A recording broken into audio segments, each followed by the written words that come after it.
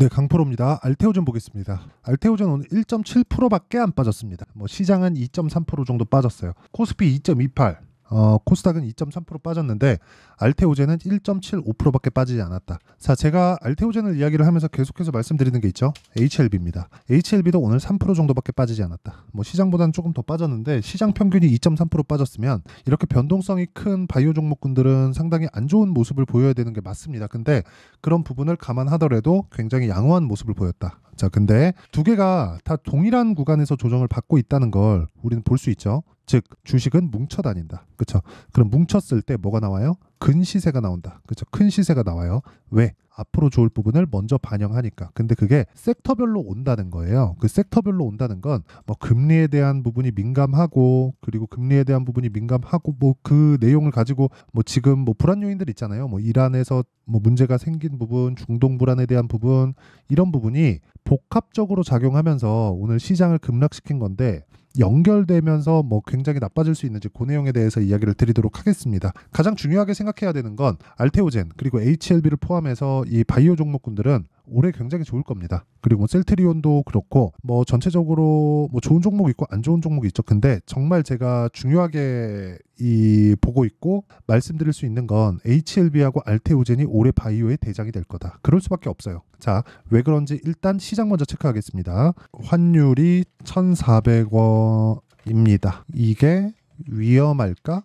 아니요. 일단 아닙니다. 왜 아닐까요? 일단 환율이 올라간다는 건 나쁜 쪽으로 보잖아요. 그러면 달러를 회수하면서, 그렇죠? 연준에서 달러를 쭉 빨아들이는 거예요. 회수하면서 달러 부족 사태가 생길 수 있다. 보통 이렇게 알고 계셨을 겁니다. 외화 자산이 빠져나가니까 그런 부분이 그러니까 한국에서 외화 유출이 되는 거죠. 그러면 굉장히 위험해지는 거 아니야? 이렇게만 생각하고 계실 텐데, 그럼으로 인해서 파생되는 문제가 이거예요. 달러가 유출되면 불시에 나오는 위험 요소를 막을 수 없다. 부도. 그렇죠? 근데 지금 달러를 흡수하는 쪽은 어디예요? 당연히 미국이죠. 연준이에요.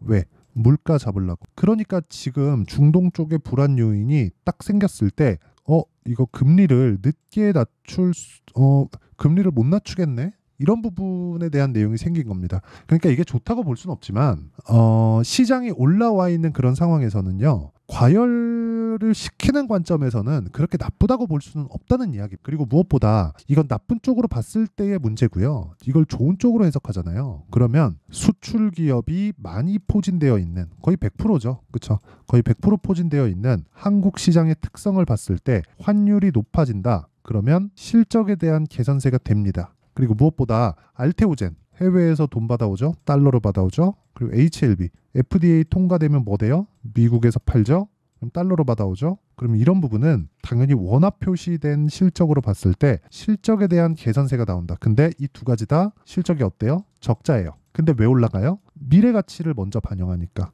그렇기 때문에 우리는 뭘 봐야 돼요? 환율을 봐야 돼요? 아니요. 실적을 봐야 돼요? 아니요.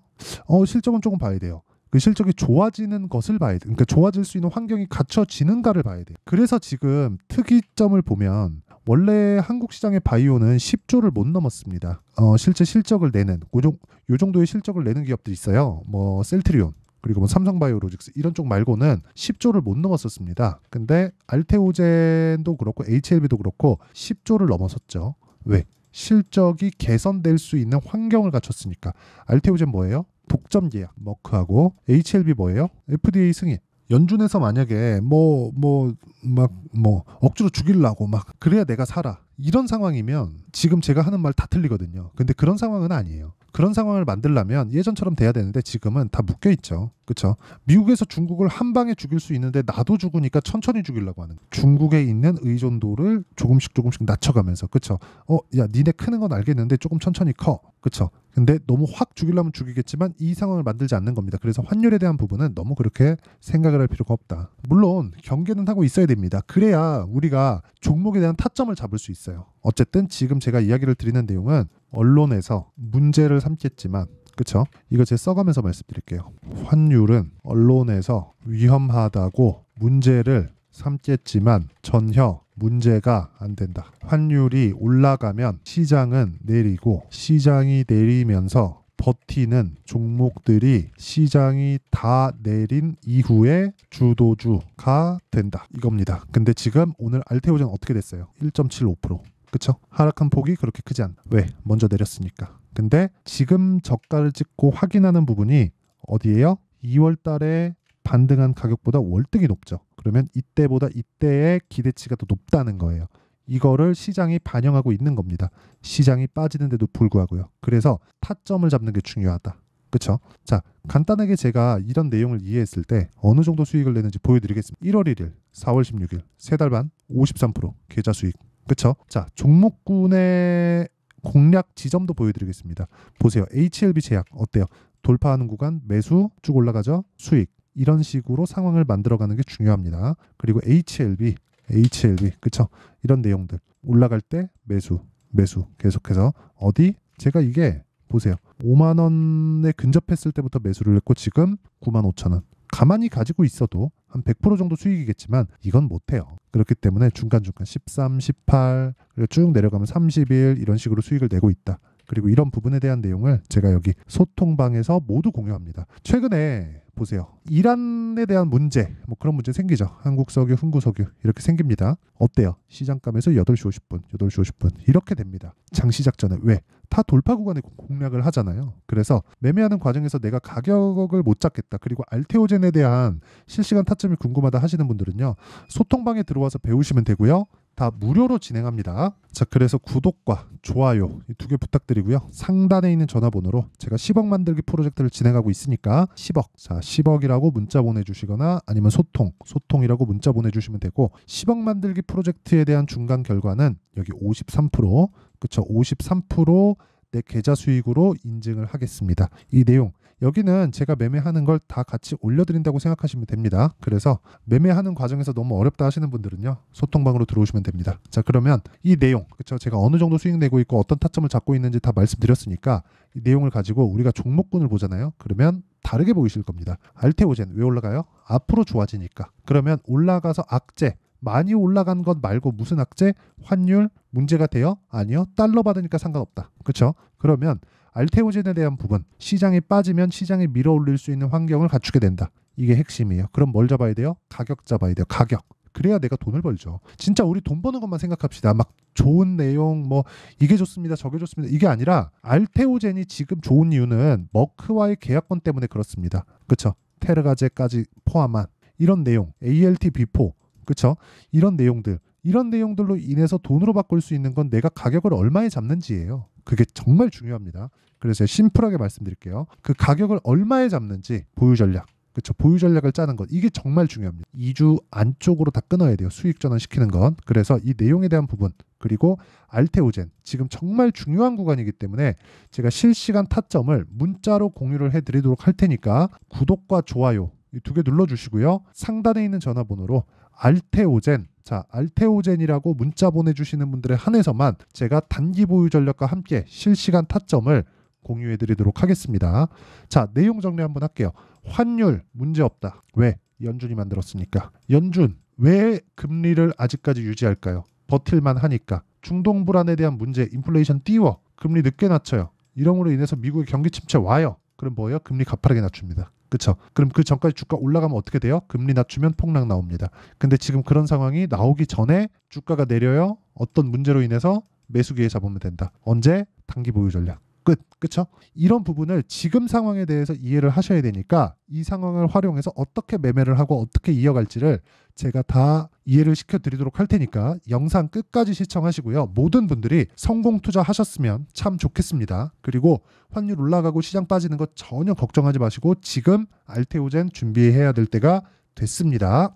자, 24년도가 돼도 여전히 시장은 녹록지 못합니다. 이런 상황이 벌어지는 건 어쩔 수 없습니다. 이런 상황에서도 수익이 나는 종목들의 구조는 변하지 않습니다. 즉 대시세 종목에 대한 구조는 변하지 않는다는 거고 실제 제가 소통방에서 지속적으로 이야기를 드리고 있는 내용도 대시세 종목이나 시장 주도주를 공략하는 건 철저하게 가격 분석을 하라고 이야기를 드리고 가격 분석 이후에는 이슈에 대한 파악 그리고 이슈를 파악하고 나서는 다시 내가 얼마에 매수할지 그 타점에 대한 부분을 지속적으로 언급을 하고 있습니다. 자, 근데 생각해 보세요. 1월 달에 시장이 굉장히 어려웠습니다. 어려운 상황에서의 어떤 종목들이 강했냐 보면 반도체와 그리고 바이오입니다. 자, 실제 여기 보면요. HLB에 제가 실제 매매한 내용을 띄워놓고 보여드리고 있는데 1월 22일부터 매매를 시작해서 4일 동안 31%의 수익 마감이 됐고요. 그리고 여전히 신고가 종목입니다. 자, 그리고 그 다음 어보브 반도체, 이름을 보시다시피 반도체 종목이죠. 그리고 AI 반도체는 지속적으로 강세를 보이고 있습니다. 이 종목도 신고가를 먼저 달성한 이후에 제가 21%의 단기간에 21%의 큰 수익을 내고 마감이 됐습니다. 다시 재공략을 준비하고 있고 이런 부분은 소통방에서 다 공유를 해드립니다. 자, 그리고 그 다음 코세스. 자, 코세스 같은 종목도 당연히 그쵸, 신고가 종목이고요. 그리고 반도체 종목입니다. 이 종목도 영업일 기준에서 이틀 동안 대략 한 15%의 수익 마감이 됐습니다.